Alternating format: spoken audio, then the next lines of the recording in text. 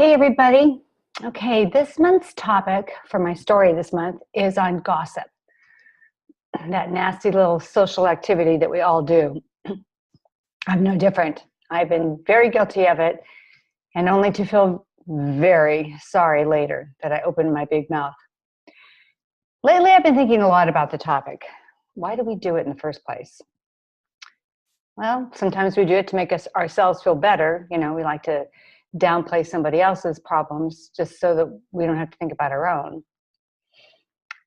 But I've also come to understand, at least for me, one of the reasons I gossip is because that person I'm talking about is eliciting an emotion in me that I don't know how to deal with. I'm giving that person too much power over my thoughts, over my life. Sometimes we see the people in our lives change, our loved ones, and we don't like it. We don't like change. We don't want them to change. And it's part of their journey. But we're allowing their journey to affect us, and then that makes us have negative thoughts about them.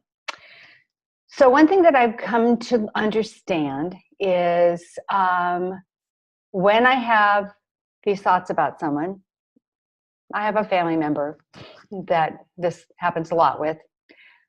The one thing I can do, I can't change him, he's not going to change, but the one thing I can do is love him through it. This is his journey. It's a tough one. It affects me because I want him to be the way it used to be. But I can't change it. But the one thing I can do is love him through it. So think about maybe someone in your life that you feel has changed.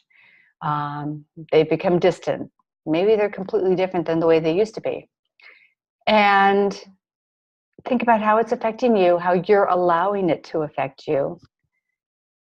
And when you see that this is just part of their journey, not yours, try to love them through it.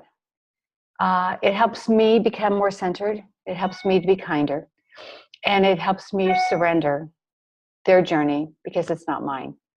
It's their journey and it's the path that they have to travel. And if I can't do anything to help them, I can love them through it. All right, everybody. I'll see you next month with the next story. Bye-bye.